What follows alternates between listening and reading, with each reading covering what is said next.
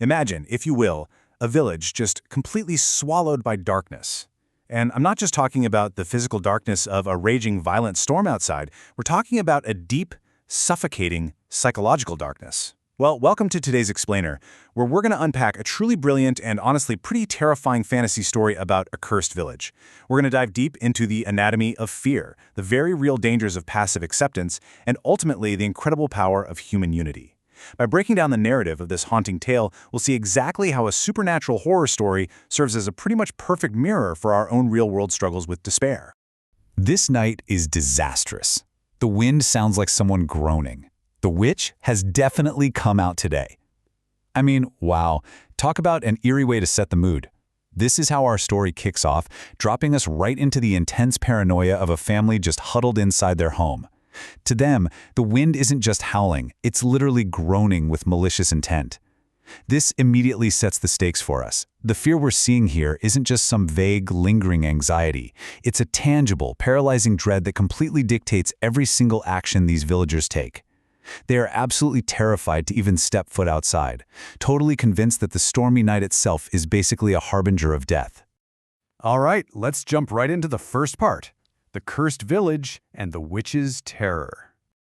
So, to really grasp the psychological grip this situation has on everyone, we need to understand the mechanics of the curse itself.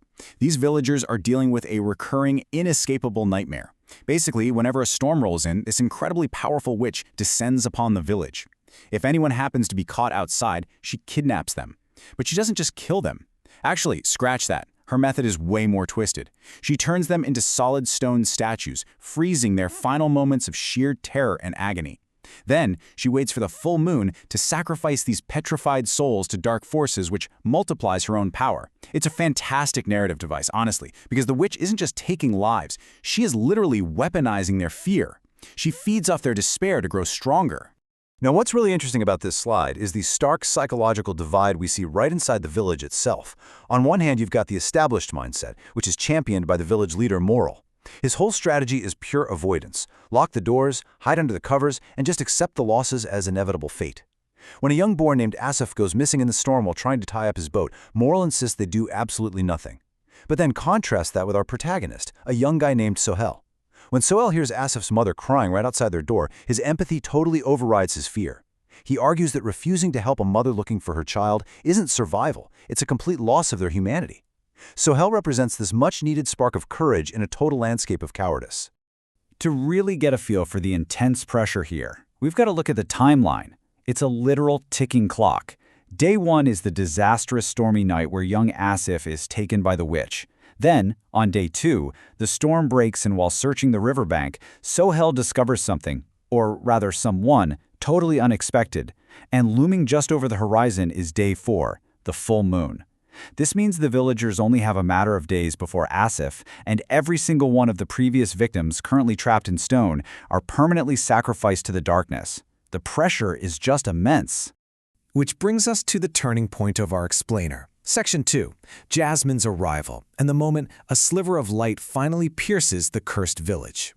So on day 2, Sohel finds a young woman washed ashore. She's bruised, injured, and unconscious. And despite the village leader's completely paranoid protest to throw her back out, Sohel's family takes her in.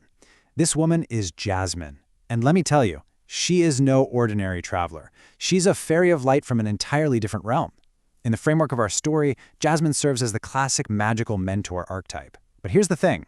She hasn't come to just wave a magic wand and instantly fix everything. No, she's arrived to show the villagers that the darkness is absolutely not invincible, provided they're actually willing to fight it themselves. This leads to what I think is one of the absolute most poignant moments in the entire story. Listen to Jasmine's observation here. Why is the air in this village mixed with so much fear and despair?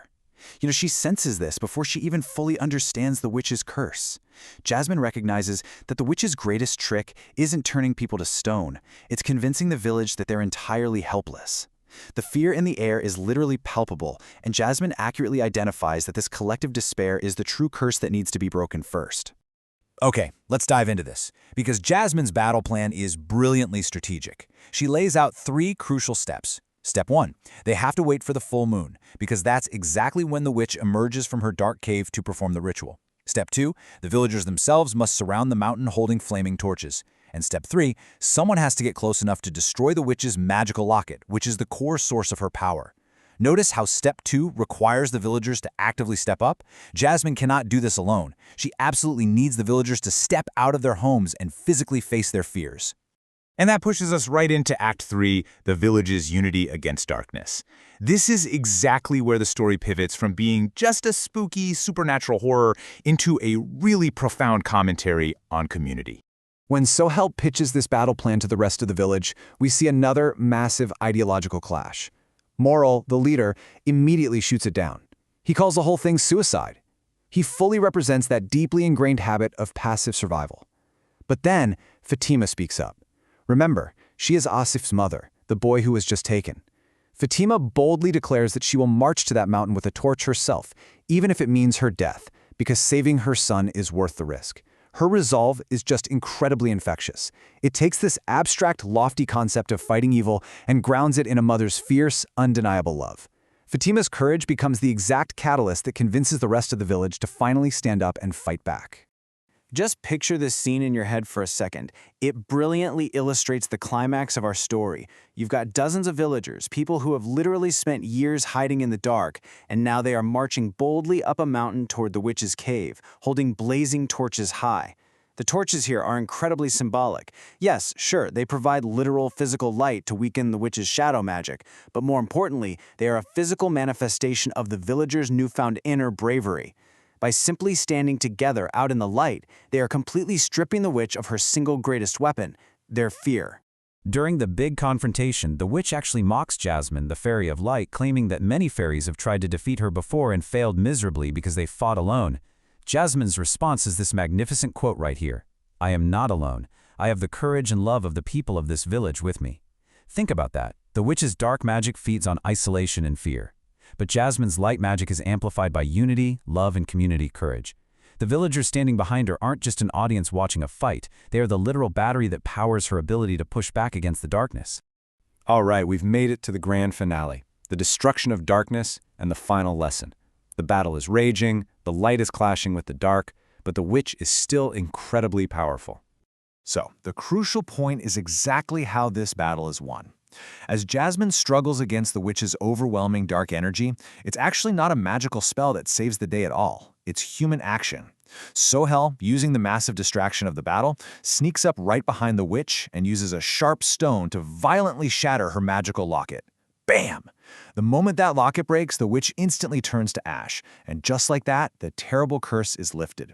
The stone statues of the kidnapped villagers, including young Asif and older folks like Harun Chacha, spring right back to life.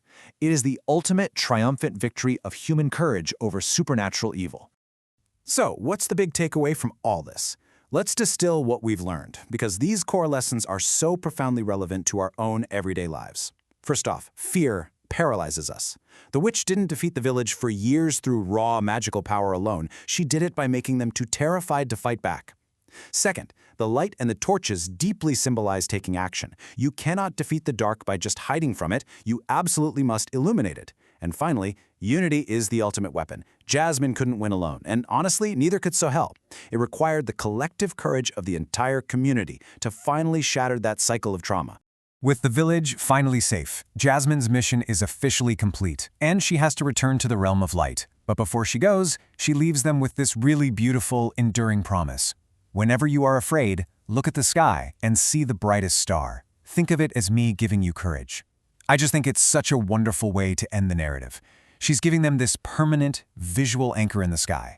She's reminding them that while the fairy herself might be gone, the light, and more importantly, the courage they discovered within themselves, will always be there, as long as they remember to just look up.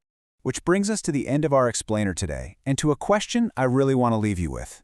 You know, we all face our own metaphorical witches and stormy nights, those situations that feel entirely overwhelming, paralyzing, and dark. Based on what we've seen from Sohel, Fatima, and Jasmine today, I ask you, how will you find the courage to face the storms and darkness in your own life? Are you going to hide away and just wait for it to pass, or will you light a torch and stand up with the people around you? Think about it. Keep seeking the light, keep pushing back against the dark, and I'll catch you in the next explainer.